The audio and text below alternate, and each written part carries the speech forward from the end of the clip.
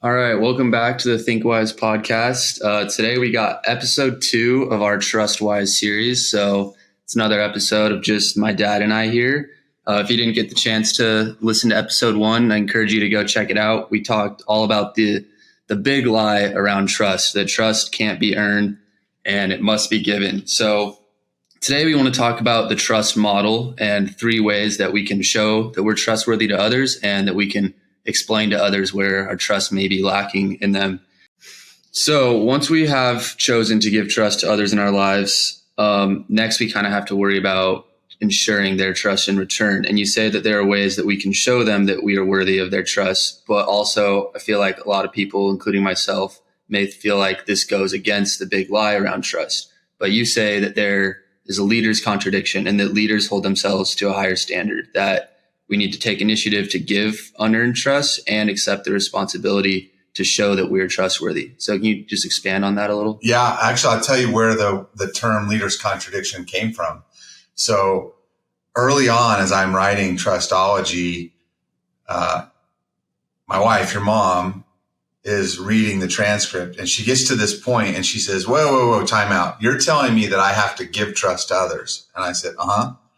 And then she says, but you're also saying that I have to do things that earns, that makes others people want to trust me. And I'm like, yeah. And she said, which is it? It can't be both. And I said, no, it is both. And she said, that seems like a contradiction. And in that conversation, I said, yeah, that's the leader's contradiction, because the leader, someone who takes the role of being a leader, not only has to give trust to others, but they have to do things that elicits and brings the trust of others to them, because leaders are held to a higher standard.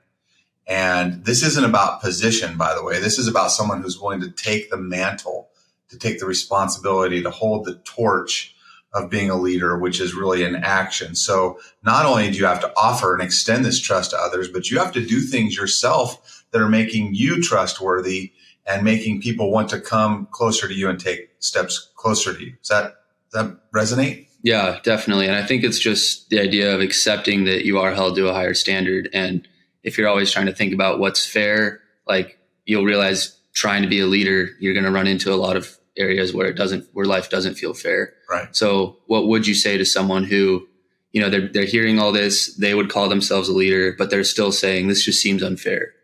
Yeah. Well, I would say, welcome to the club. I think everyone that is a leader and does it well and intends to do it well finds themselves in places where it's not even and it isn't fair. That actually might be one of the earmarks of being a successful leader, is if you look around and the effort that you're putting out towards the effort that you're getting doesn't seem equal, because that's what leaders do, is they serve others. And if you're going to serve someone, if you're going to care for others, then probably you're going to do more on your side of the equation than they are. That's like a parent-child relationship. A parent is a leader to a child. And if you think about all the effort and energy that a parent goes into caring for, loving, protecting, supporting the child, there's no way that comes back to them from those children, but it's the right thing to do. And so it's not about keeping track of where we at and how equal is this. It's about doing it regardless of whether someone else is giving that to you in return. Yeah. So now we move into the idea of how do we really show ourselves trustworthy? And this leads us to the trust model, which is what this whole episode is going to be about. And what I think is awesome about the trust model is that it gives you specific areas that you can point to where you specifically realize that your trust in someone is weak.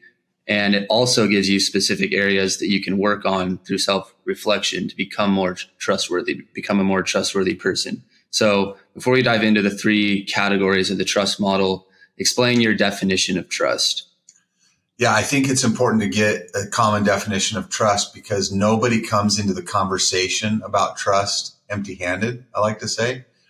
Every one of us has a past experience. We have past relationships, we have past hurts, we have past successes. And so 10 people come in with all of this past stuff. They have a different expectation and definition of what trust means. And so a lot of people think about trust as though it's a zero-sum game. It's like a football game or a basketball game where there's a winner and a loser. So either you have trust or you don't have trust. And I think that that's a toxic and damaging way to think about trust. Either you have it all or you don't have it. So I like to define trust simply that it's the confidence in your relationship with someone else. And the most important word in that sentence is not relationship and it's not others or someone else. It's confidence. Because confidence then actually does have a continuum. There's low confidence and there's high confidence. So I might have low confidence in my relationship with someone. I might have high confidence. I actually might at the same time have low confidence in you in one area, but high confidence in another. And so I want to know what those areas are. So that's where the trust model all of a sudden really starts to make this idea of what does trust mean. It starts to give it some meaning and make sense. Yeah. So in the first episode, we talked a little bit about the 3 areas of the trust model. But just to reiterate and set it up. So we have integrity, competence, and compassion. And those are the 3 areas that really make up trust. And so when you're, dealing with a hard relationship, you can say my confidence in your integrity is low or high, right, or my confidence in your competence, or my confidence in your compassion.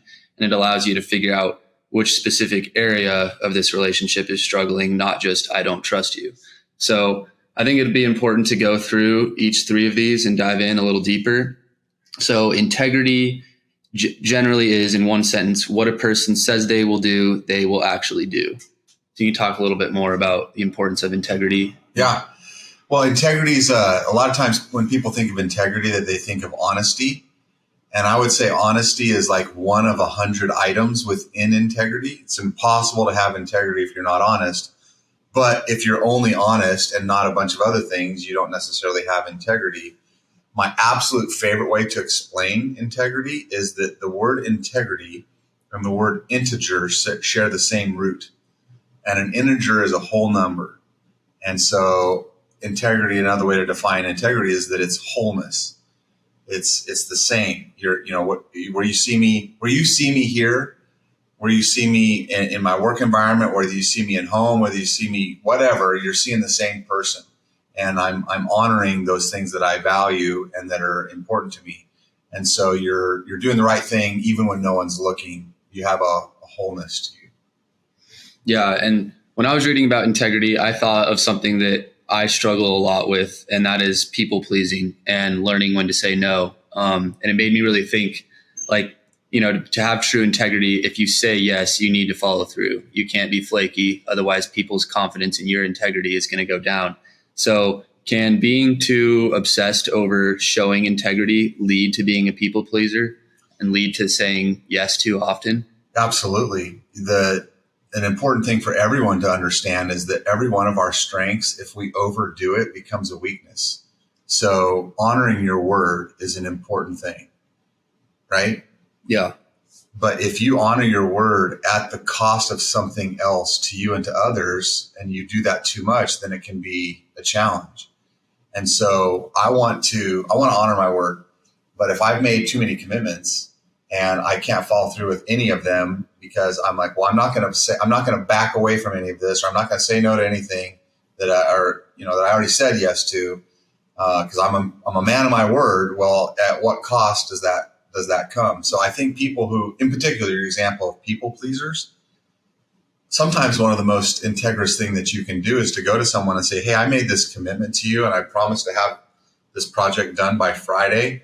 Looking at my workload, there's no possible way that I can do that. And I want to let you know this sooner rather than later. And, I find this myself. I feel like if something lands on my calendar, it is of the highest order of magnitude to honor the thing that lands on my calendar. That's why I'm very careful for anything to land on my calendar. In the last 2 weeks, like just the last 2 weeks, I've had some things come up. I'm going to have a surgery in December, and I had to go to my calendar and clear a bunch of things out. And it's really hard to do that. And so, you make these commitments, and I have to change what that commitment is about. And the thing about overdoing your strengths is I think sometimes people can be seen as stubborn or even ruthless in their effort to honor their word. So a filter to put through this idea of integrity is, at what cost are you honoring your word to yourself and to others? And is saying no to someone, is it an actual act of lack of integrity, or is that the most integrous thing that you can do, is to back away from a commitment that you made and say no. Yeah, that's so good, because I think at the end of the day, being a constant people pleaser will eventually make you less trustworthy, because you're going to break a promise eventually if you always say yes. So I think that's just an important reminder to hear that integrity is all about, being the same person in no matter what setting you are and following through on things that you say you'll do. So moving on to competence, in one sentence, you say that it's a person has the knowledge, skills, or abilities needed to perform their job. And you talk a lot about this idea of being a knowledge broker, not just someone who knows a lot of things. So can you explain a little more what that means to be a knowledge broker and why that's important? Yeah, it used to be that people would say knowledge equals power. And the more knowledge you had, the more power you would have. And people would get promoted. They would get incentivized. They would, be recruited because of the knowledge base that they have.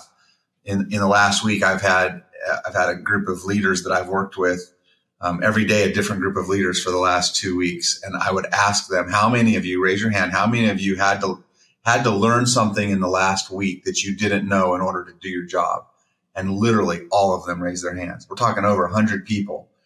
So today, everybody can't know. You can't know everything you need to know to do your job. So the knowledge, skills, and abilities, those are important. It's almost like that's the ante. That's what you have to have just to get brought in the door. But a knowledge broker is someone who can take the knowledge that they have and broker it to others, and maybe to others who could use it better or others who need it.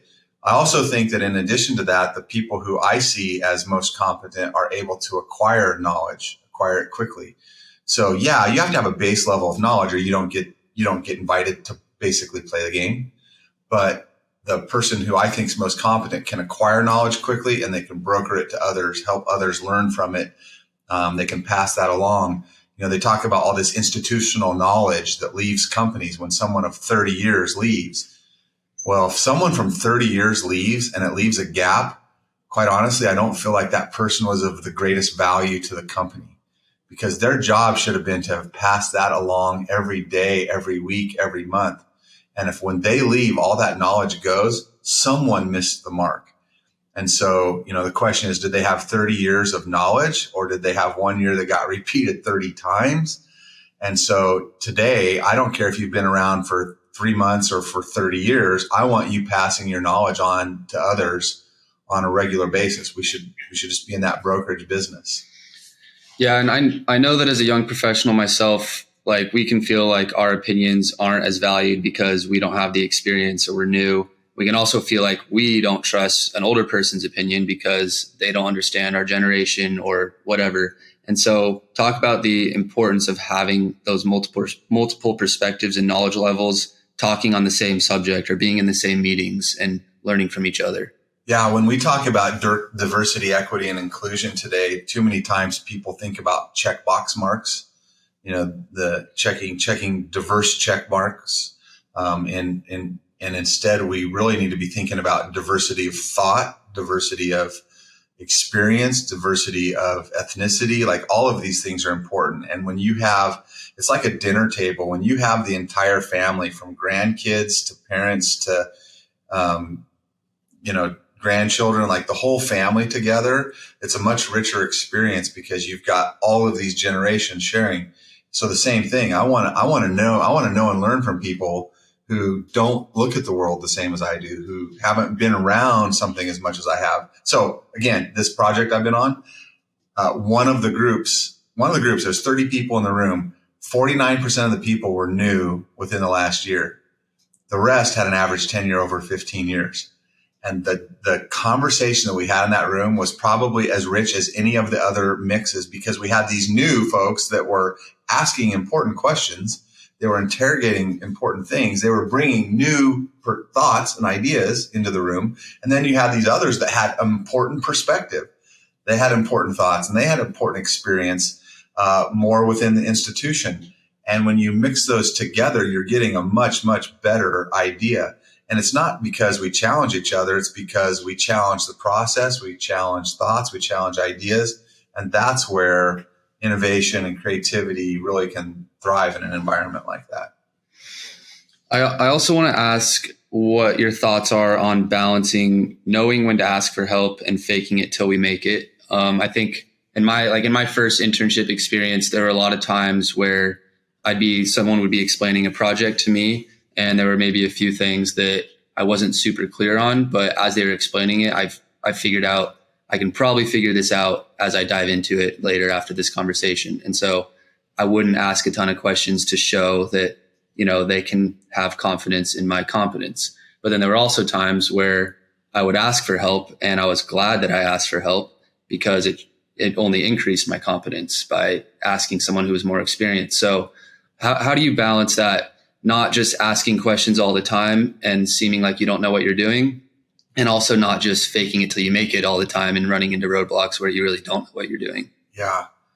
I mean, I'm a lot more years into my work than you are. And I have this tension every day of, how much more information do I need to know to do the work that I need to do?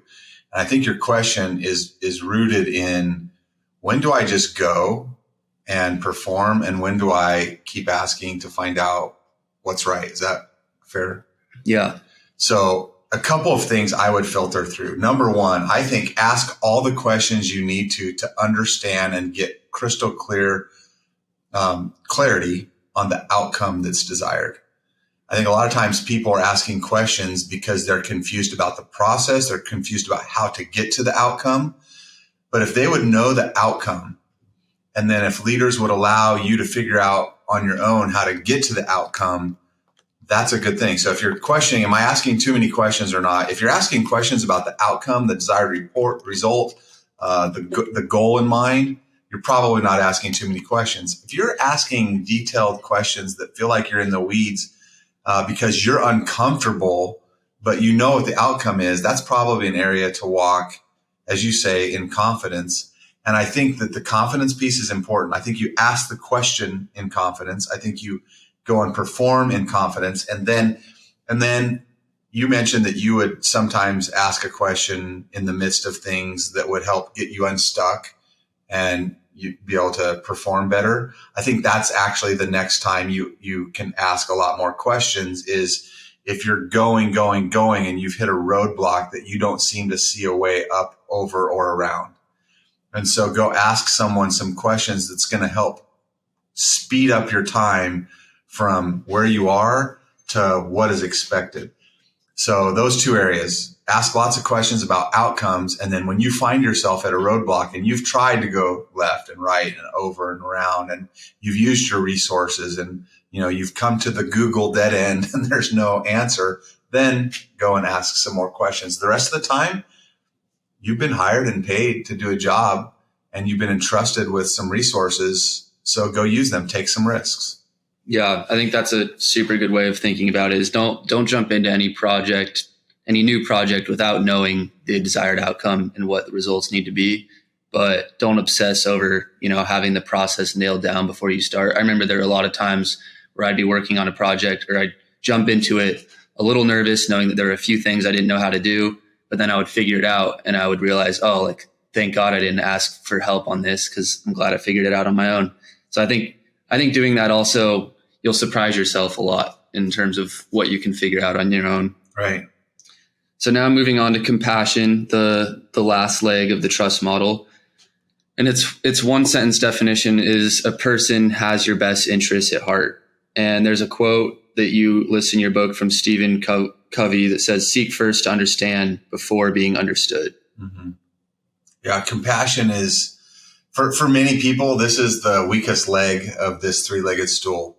So you have integrity about being, whole and honest in your endeavors and being the same person no matter where you are. Competence is about your knowledge and your ability to get that knowledge and grow it to others. But compassion is a little more sticky. And so a lot of people think compassion is about hugging it out and, sitting around a fire and singing Kumbaya, or, really listening to everyone's story and having empathy. And those things might be a part of it. But that Stephen Covey, that comes from his book, 7 Habits of Highly Successful People. And one of those is that you seek first to understand before being understood. And so to have the compassion to understand where someone's coming from, where they've been, where they're going, before you're trying to sell your own where you've been, where you're going, and what's going on, I think is an important thing.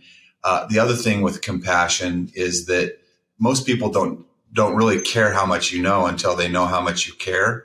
And so having a true interest in someone, it doesn't mean being their best friend, but having a true interest in the things that are important to them and taking the moments that you have to find out something interesting about them or what makes them tick or why they're motivated to do what they do. Some people are motivated to do what they do because they don't want to be a burden to others and they want to remove anything that could be a burden, and all of their work is trying to do that. Other people they're more assertive and directive and they want to achieve and accomplish something and they want to find a brick wall and they want to go through it. And that's what motivates them. And other people are motivated because, well, they want to be logical and right and objective and they want to eliminate all mistakes. And so they wake up every day trying to do any one of those three things.